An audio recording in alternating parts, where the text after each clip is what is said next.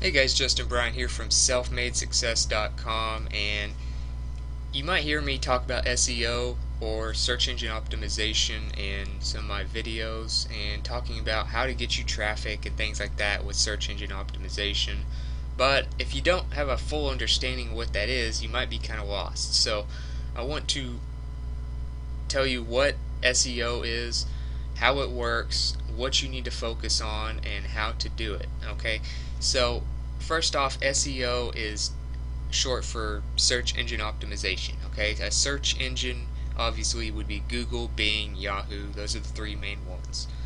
And then you're optimizing to rank in those areas. Okay, so for instance, if I search SEO, you'll get search results like these.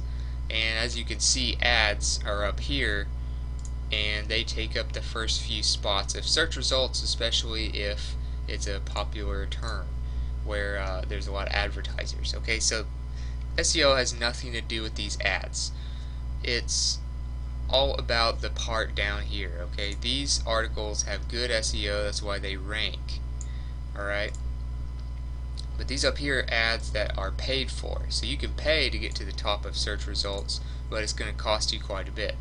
Now if you have a lower marketing budget, you can rank here by either hiring an SEO consultant or agency to do it for you, which will cost you probably around $500 a month, or you can do it yourself if you just learn how to do it right. Okay, so there's a lot of great articles on SEO. I actually outlined the 5 best ones in one of my videos where I talk about the 5 best SEO guides.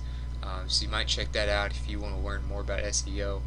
And I also have an entire YouTube playlist on this subject because it's very important for marketers and business owners.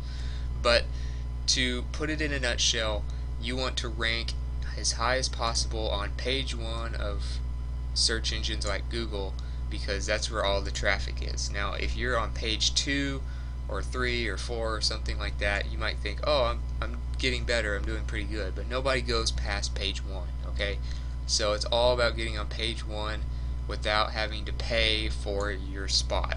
So to do that, there's 2 different types of SEO. Okay, there's on page and there's off page. Okay, you need a good combination of both of them to make it look good to Google, to make them have to rank you higher. So you have to fit their algorithm. Their algorithm is basically just their computers going through a certain checklist to figure out, okay, is this article higher quality than the other ones or lower? So the better it looks compared to the others, the higher it's going to rank. The more traffic you'll get, the more customers you get, the more money you make. So on-page SEO, the first type of SEO, is all the stuff within the article or within the content, whatever it may be. You can use SEO for videos as well. So you have title, keywords. Now your title needs to be very strategic about what you want to use. You can go to the keyword planner for Google to look at the competition, look at the searches per month, and things like that to find a good title keyword phrase. Now that will be your main topic for the article. Then you have content keywords. So you want to have that keyword phrase within your content, but you want to have a lot of alternatives as well, because it's all about just making the content look high quality, and if they look like you're just stuffing a bunch of keywords to rank and don't care about readability, then you won't rank well. Okay, tags are obviously important in YouTube videos and blog posts.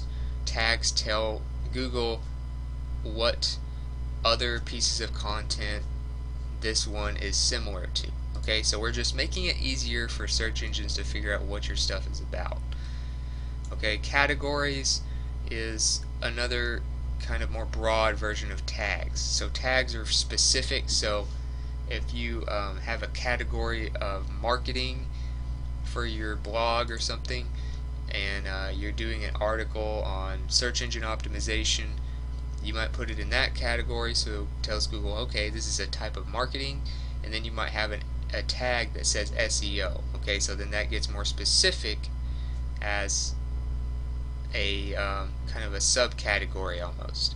And then your meta description is, let me show you what that is. Okay, you go to search results. Your meta description is basically the part under the URL and the title. So it looks like this. So this is your meta description, meta description, meta description. So you can change this using WordPress. You might have to get the Yoast SEO plugin to do that, but you can change the meta description, but a lot of times it'll use just parts of your article within the article to display as the meta description depending on what people search for, because many times your article or video will actually rank for multiple keyword phrases instead of just one, especially if it does really well. So just make sure you always have a lot of alternative keywords, and you include every possible search that could lead to your article within your content, so that you have always got a good meta description for many different terms. Now, speed is another thing that's kind of on page related. Speed is you can go to tools.pingdom.com or another one, but the faster you load your page, the more likely people are to stay and read your stuff. So all Google and other search engines want to do is make your stuff, or make their search results as high quality as possible to keep people coming back. So, you know, if you make it faster, people aren't going to click the back button and leave before it even loads. If it's fast, they'll give your article a chance, and they'll stay longer. So you need to have a fast website that doesn't have a lot of clutter and doesn't have a lot of load time. And readability is another thing. On that Yoast SEO plugin I mentioned, they have the Fletch reading test, where it lets you know if you're using too many big words to where a lot of people wouldn't be able to understand your article. This isn't some kind of scientific paper. You know, blog posts should be easy to read. They should appeal to a lot of people of different educations, and that's one thing that can help your rankings as well. Also, keyword alternatives, I covered that, but that's like synonyms, or if you're talking about SEO, you could use internet marketing, you could do search engine optimization or marketing optimization. There's a lot of different variables that you can use that are similar without just, you know, spamming your exact keyword phrase everywhere.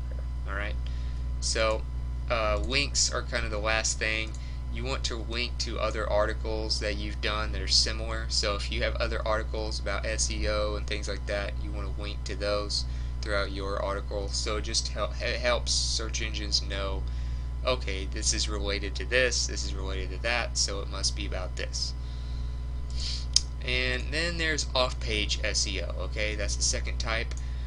And after you've optimized your article, after you've optimized your video and published it, then you need to show Google that, hey, this is really high quality stuff, people like it, and you should rank it because there are signals that tell you these things. Okay, so the signals that tell search engines that your stuff is high quality: backlinks, shares, comments, reviews, and mentions.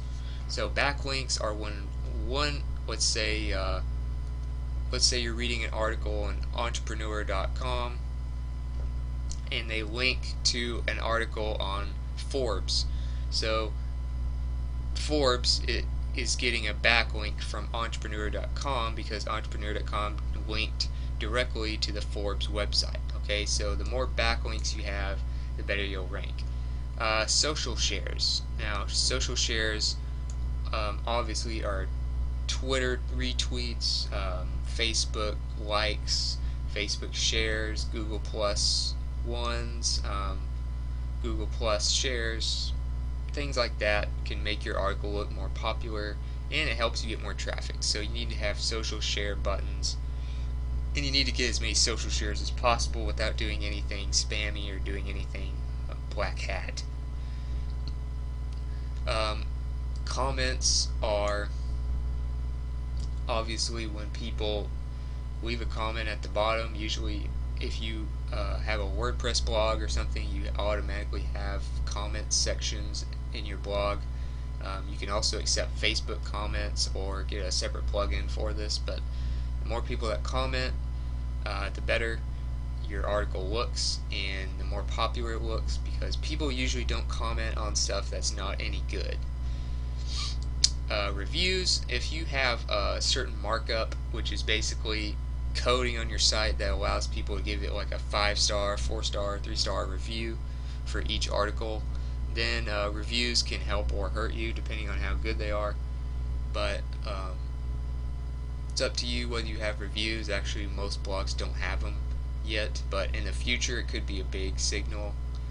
And last but not least is mentions, which is basically backlinks without the link, and that's when people mention your brand name or your website name within their articles without actually linking anywhere.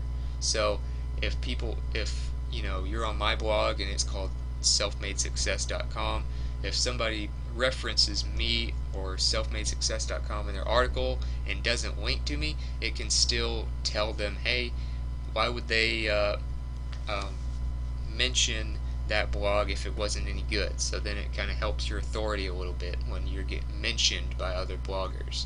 So those are pretty much all the SEO factors you need to think about. Those things, if you can get good at those on-page and off-page things and just kind of check them off as you go, you will do really well. You will rank a lot of articles and you'll get really high traffic numbers, and your search engine optimization will be great without doing anything that you're not supposed to that could hurt you later on. Now, you used to be able to do a lot of things that were kind of sketchy, but now search engines don't tolerate that stuff. It's all about high quality results. So just help people and keep it high quality, go in depth on the subjects you cover, and just give people what they want, and don't try to mislead anyone just to get a few clicks. And if you follow these checklists, you'll be doing great. Alright, so that's pretty much what SEO is. You know, the actual definition is, you know, you can go to Wikipedia or something to look that up. It's just affecting the visibility of your website in a search engine's results without paying for ads. But like I said, if you want to keep your budget low, SEO is the best way to go to get the traffic you need. Alright?